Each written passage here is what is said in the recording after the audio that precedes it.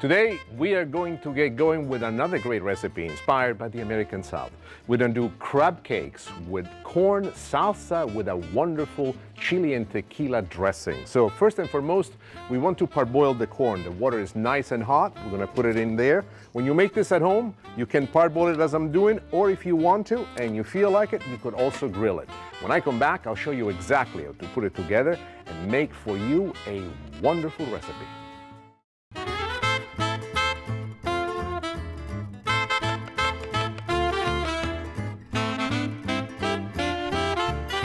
Spicy just right.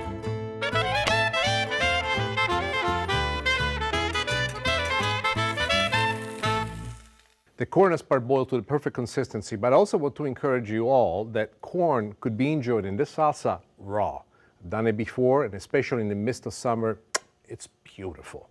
Now let's make the dressing. The dressing is quite interesting. It starts first and foremost with vinegar that we're going to add here to the pan. The vinegar has to be counterbalanced by what makes the dressing, and I want to have a balance between what is tart and what is sweet. So we're going to go with a good amount of sugar. This is something common that you've seen many times before. But the next thing, the one that I love the most, is the addition of chili. Chili added to the pan in this fashion. As the vinegar starts to cook and as it reduces down and it makes this wonderful syrupy finish with the sugar, add spice. But I also want to add something else to the spice, something unique that you've never seen before in a dressing, and it's something that I love. I don't know about you, but to me tequila is one of my favorite drinks, and here we add some tequila. Careful when you do this at home, it could flame. You reduce this until it gets the perfect consistency, and then we'll move on and I'll show you how to make the crab cakes. Let's take a look at it. This is perfect now. Let's move on to the rest of the recipe. The corn. How do we handle the corn? The corn is being cooked perfectly well. So now what we want to do is to basically take all the kernels off. The knife that I like to use is a boning knife. The reason why I like it is because it allows me to go on the inside like this. Then I can turn, and as I go down very, very easily, it completely takes out all the kernels, as you can see. So as you can see, it's done on this side, and then I do the same thing on this side. And you do it all the way around until all of the corn has come off. And it's a very fast and efficient way for you to basically do large quantities, especially if you have a big family affair. Once this is done, the other thing that I want to make sure that you do is use your hands to break it up into the small kernel that they are. And you see what it's very easy to be done at this point, but I suggest that you do it. Otherwise, the corn will stay in this shape. Another thing that I like to suggest, especially if you're barbecuing this, to brush it with butter and then sprinkle it with a little bit of chili right when you barbecue it, and a little bit of the chili gets stuck to the corn kernels, and it just elevates it to another beautiful degree of flavor as you've never seen before. Let's get going now with the other things. I want to show you quickly how to handle the cutting of the peppers. The peppers are very easy to do. What I like to do, especially when you're in a rush, I take this part off, I take this part off. Let's get rid of those for right now. And then you're left with this. Then I go in the middle of it as if it was a book. Then I turn it over. And once we are on the inside, I'm going to roll it as an open book is. And what you want to do gently, kindly, without any rush, is take out all the pith on the inside, the white stuff that is. And as you can see, you're left with a complete strip. If you're doing a lot of these in a row, do them all at once first, and then all that you have left is the rest. Let me show you what the rest is. I cut it in half. Let's put this on the side for right now. And watch what I do. Using the knife, I go here, and what I do, I take the knife point, I go right in front of it. This way, I'm able to control what I want to go to. I'm also able to control the width of the cut that I want to do. So you cut the strips that you want to do. Let's assume that these are the strips that we want to use. The next thing that we do at this point, we cut it into the chopped parts that we like. And this is it, and that's done. So you go and you put them aside. Let me also show you how to do the jalapeno. The jalapeno, you want to be careful. It's not that touching the jalapeno is so spicy that it would be hurtful for you. That's not at all the case. But the seeds of the jalapeno, they have a lot of heat. So first thing that you want to do, using the knife, is to cut the jalapeno in half. Once the jalapeno is cut in half, I like to then cut it in quarter. So let's put this aside. Let me show you what to do next. Using the knife, I want you to go on the further edge, and never be in a rush of doing this, because if you're too much in a rush, you make a mistake. These are the fingers that will be hurt. So get to this point. Once you get down here, almost to the end, cut down the sole piece, right here is the piece that comes out. Let me show you with another piece so you'll see exactly what I meant. So you go down comfortably, quiet, you lift up. Now you got into this point, you got all that you want. Cut down, and this is what you're left with, the perfect section. Shake it off of the excess pieces, and then just like we did for the pepper, you cut it in, and then you make the dice in the amount that you want, whatever size or space you want. And that's that. Here you are, it's still stuck to the back of the knife. Very simple technique, but very easy to make. Now, let's make the mixture of the corn salsa. This is a word, especially in Louisiana. It's called macachu. I hope I'm pronouncing this right. What I'm doing is not exactly a traditional one because I have a lot of different ingredients, but the idea, the way in which the flavors are put together is basically the same. We have apples, which I have cored and diced. Then the peppers, as I've shown them to you, I love them for color and also for the taste that they bring. We have some scallions. We have a little bit of the jalapeno that we mince very, very finely.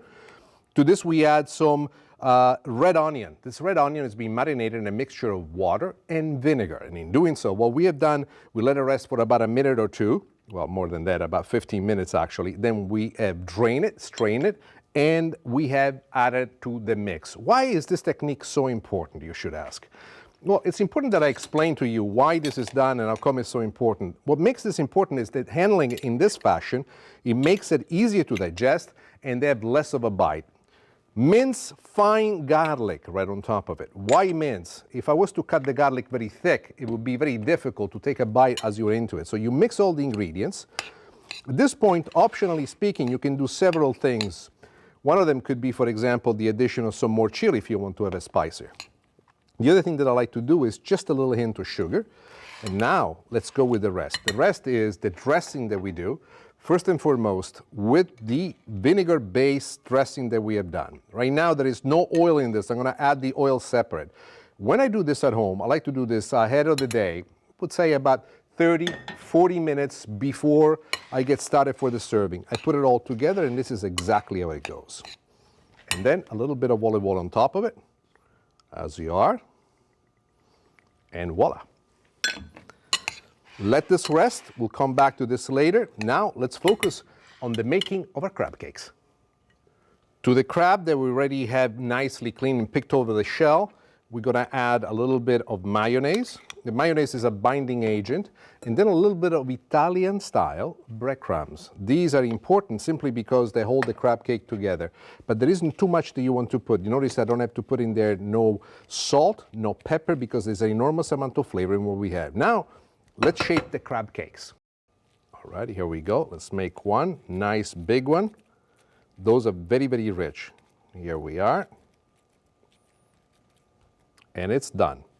I'm going to coat it with a little bit more breadcrumbs on one side, a little more breadcrumbs on that side, and now we're ready to cook it. The oil is super hot, so here we are. I'm going to cook it right in it. It's only going to need about 30 to 45 seconds per side. All you want to do is simply brown it.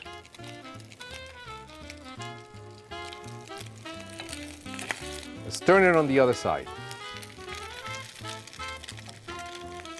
I'm using the side of the pan to make sure that it cooks on the side as well.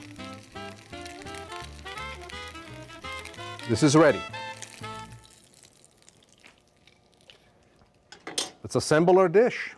This is the best part. What I like to do is to take the salsa and fill the bottom of the plate with the salsa. Take it right on top of it. I like to take our crab cake like this. And I want to finish it with a little bit of the sauce, which in this case for us is the dressing reduction that we had before. Put it all the way around. There's something wonderful, rich about the American South. Oh no, the food is great, full of tradition, and at the same time, full of these kind of flavors that really take you where you want to go in an unexpected way. It's a balance between sweet and vinegar, sweet and tarty. As you go into this particular salsa, one of the things that you're going to notice is that you're going to have the apples popping at you. Now, that's a very interesting combination because the sweetness of the apple will match against the tartness of the onion, will connect together with natural sweetness of the corn, and then there will be this little pop and spices that the chili that we have used for the spiciness has brought on to you. Very complex dish, yet very easy to make, and a fantastic idea for your summertime table. And if you make it for a large crowd of people, be very careful. They might finish everything you made long before you serve it all. So there it is, crab cake with spicy tequila corn salsa.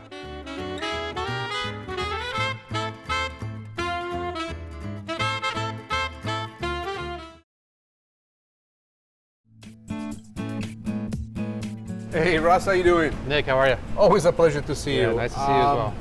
I need some sausage. Let me take a look at this mild Italian. All right, it's a nice You mild. call it mild, I call it sweet all the time. By the way, what's the difference between mild and spicy? I mean, what's the spice, what's the mix that you do different? Our sausages are exactly the same recipe. For the hot, we just add more chili flake. That's it. That's it. But there's got to be a secret because your sausage is really unique. What is that you do to your sausage that is your style? One, we make really small batches. Okay. And two, we only grind the meat once. Only once? Only once. So it's got some nice tooth to it. It's not just gonna fall apart when you cook it. And also, all of our spices, we grind per batch. We're not grinding them and holding them. They're going from the grinder, spice grinder, right into the sausage. I know that for many things you're self-taught, but how did you learn making sausages? I mean, this is not something. To be honest with you, coming home after school, watching public television, and reading, lots of trial and error. Then I hope that one day a young man comes here to you and says, "Hey, I remember you from the show with Nick Stellino. You taught everybody to do that." I will like, let me have 3 pounds of the mild, and I'll take a couple of pounds of the spicy as well. You got it. Thank you. Next, Nick shows us how to prepare sausage meatballs with tomato sauce. This is an homage to my Grandma Maria, who was the absolute, indisputed best meatball maker in the world.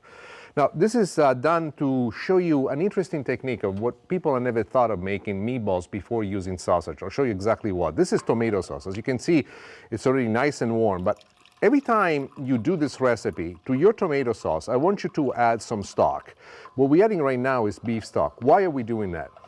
This is going to be simmering, it's going to reduce even more. If you do not add another bit of liquid to this, as it reduces more, it will make a very pasty finish. And this is what I don't like when I go to restaurants or other people at home when they have overcooked their tomato sauce has been reduced so much that it's become almost a paste. This little bit of an addition of liquid is going to change this recipe in a wonderful way. In addition to all this, once the meatballs cook in there, they're going to give their own flavor. We'll talk about that in just a second. What we have in here is day-old bread, and this is fabulous for making these meatballs. What you want to do with this is basically add milk.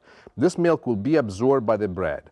Once it's absorbed by the bread, and you want to let this sit for a good 30 minutes or so, afterwards you want to squeeze it and get rid of all the excess milk. And this milk, basically, once it's disposed of, this whole volume will look like this. Why do I want to use bread instead of using exclusively breadcrumbs? Let's talk about that. Breadcrumbs are great, but I think the breadcrumbs, if used exclusively by themselves, make the meatballs too, how could I say, too stiff.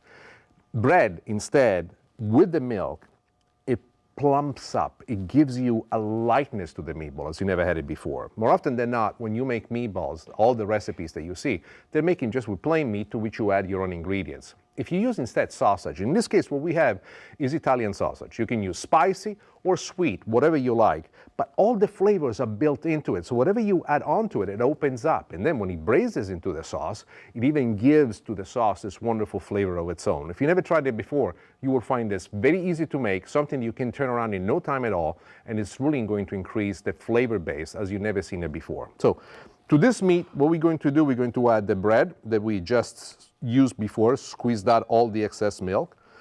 To moisten it, you're going to add a couple of eggs, just so that everything works in together. Together with that, we're going to add plenty of cheese. Now, to me, in terms of cheese, you got to go with Romano cheese.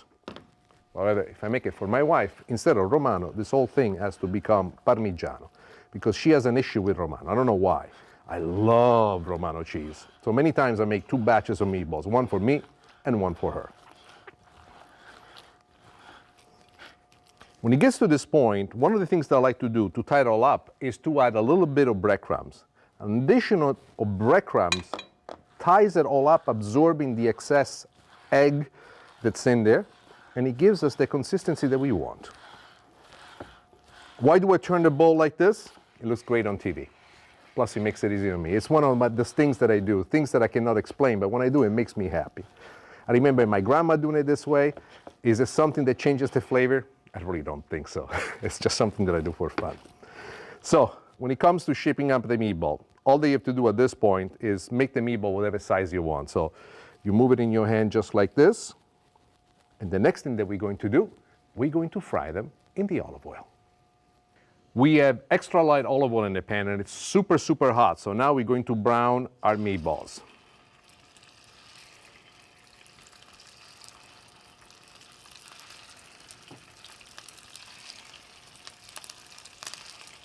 What you want to do is to brown them on one side, then turn them over and brown them on the other side. One of the things you may ask yourself is that why is it that some meatballs are small and one meatball like this is so big? This is mine, this is for my guests. There you are. Just cook it for a few more minutes until they're perfectly brown on both sides. The meatballs are basically ready now to be taken out and placed into the sauce. One last thing that I want to do, I like to taste the sauce because when we're dealing with tomatoes, there's always the issue of acidity. When you find your sauce is reduced and it's a little bit too acid, just a tip of sugar, it's all that you need. And it's gonna make it taste fantastic. So let's take the meatballs and let's place them in the sauce.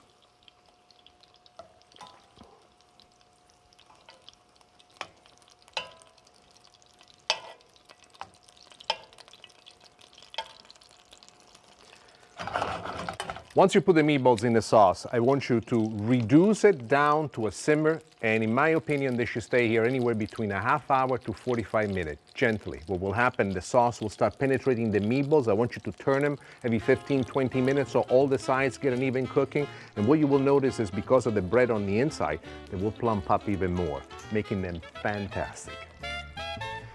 The meatballs have simmered perfectly. As you notice, there's quite a reduction of the volume of the tomato sauce. And you notice as well, the tomato sauce as it has reduced, has not become pasty. That's because of the addition that we made before with the beef stock. Now, let's plate this. I'm gonna show you how.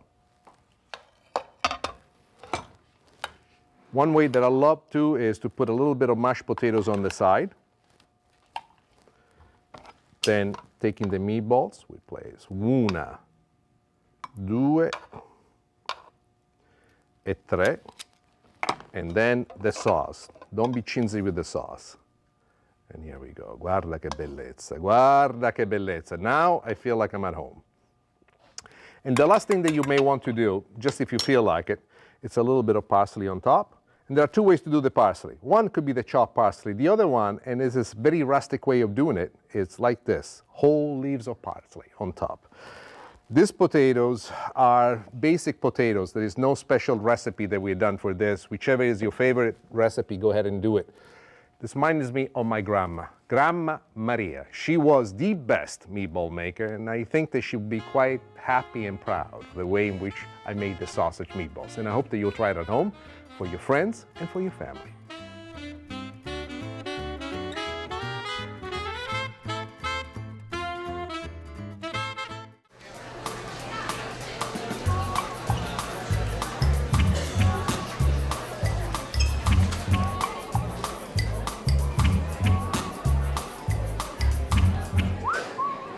Today I'm making halibut with Mediterranean salsa, and I've been looking for the right halibut. I'm cooking for the whole crew. This is exactly what I want. I'll take the whole thing. Perfect. The whole thing? The whole thing. The whole thing. I'm cooking for the whole family. Let's get it going on. Halibut! Halibut! Maron! Next, Nick shows us how to prepare halibut and fresh Mediterranean salsa. Halibut with fresh Mediterranean salsa. Very simple to make, and this is inspired by many Mediterranean recipes that I kind of put together. It's something that is very easy to make. It tastes fantastic, it's very healthy, and it's something that, especially in summertime, I adore. Let me show you how to make it. First, we'll make a little dressing. Extra virgin olive oil is what I like to use. Extra virgin olive oil has a stronger flavor, is deeper, darker in color. Use the kind that you like. I have my uncle that sends it for me from Sicily, and that's one of the one I love the most. So to the olive oil, we add a little bit of balsamic vinegar. You can use any type of vinegar that you want. Ultimately, what you want is an acidic base. A little trick that I do more often than not is to add a little bit of sugar. It kind of ties everything up together. Salt, pepper, and then whisk it well, just like this.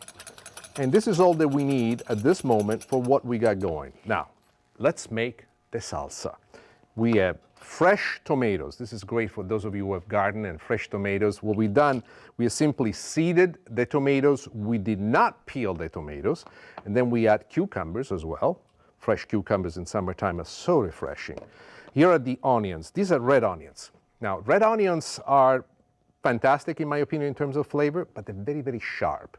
So to lessen the sharp, to lessen the bite, what we have done, we have marinated them in a mixture of water and vinegar. And we left that in there for about a half hour. Then we drain them real well, and still raw, we use them in the making of the salsa. You'll find these a lot easier to digest once treated this way. Then we go with the spices. Onion powder, garlic powder. This is just to give it flavor. And oregano. Dry oregano is what I prefer to have in this. It happens to have a stronger flavor. Then feta cheese. Let's talk a little bit about the feta cheese. The feta cheese, the way it is, I prefer to buy the one that's packed in a brine. I find it to be less salty and tastier, but you choose whatever you like. So here we go with that. Next thing that we want to do is use basil. You can chop the basil if you want, but in this particular case, what I've taken is the small leaves from the inside of the basil, and I'll be using these. Is that a difference? No, really, but they look pretty though. So here we go with this. So we go with the basil. The next thing that we want to do at this point is to add a little bit of a dressing. And what I do when I make this at home, I make this about a half hour before I'm ready to serve it, and I let all the flavors mingle together, and they come out beautiful. Let's take a look at our fish. It's ready to go. In the case of the fish, what I'm using is halibut. It's very fresh right here at this time of the year. In my opinion, is one of the best fishes ever. A little trick that I never shown before is I like to make it spicy, but I don't like the spice to be right on top of the fish. So what I do, I put a little bit of the red pepper flakes, and I let the red pepper flakes heat up in the oil. This makes the oil spicier.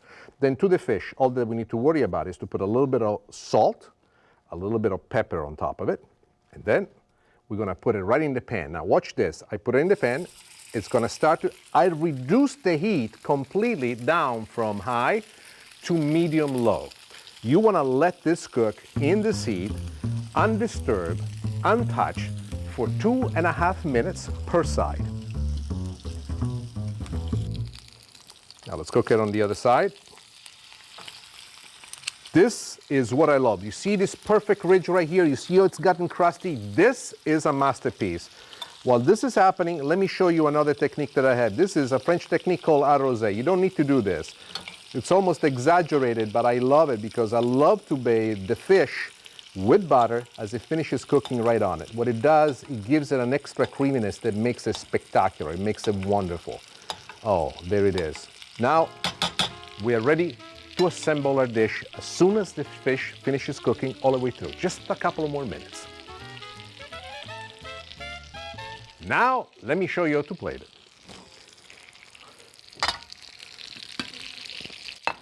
The way I like to do it is put a nice good amount of the salsa right into the middle of the plate. Mount it up nice and high. Then, I like to take our fish and place it right on top of it, just like this. Lastly, all that I care to do, to put a little bit of a drizzle all the way around. And ladies and gentlemen, there we are. Halibut with fresh Mediterranean salsa. I love rolling the R's, it's part of my tradition. And there you are, it's a fantastic dish. I want to thank you all for taking the time to join me. If you think that you're having fun watching the show, you have no idea how much fun it is for me to do it for you. On behalf of myself and all the people involved in the making of the show, I want to say thank you. It's an honor to have you with us.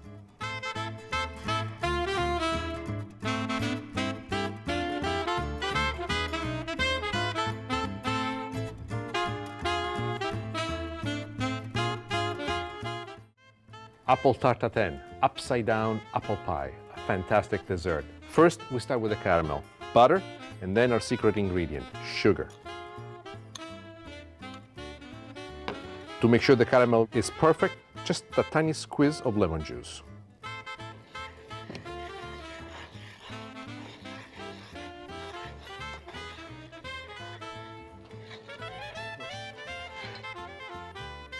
We peeled and cored the apples. Now we add them to the butter and sugar mixture.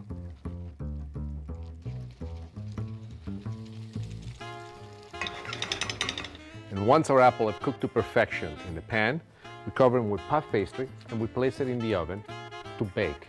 We bake it for 12 minutes at 400 degrees. She has cooked to perfection. Now we're gonna invert it on the serving plate. Tart tatin, upside down apple tart.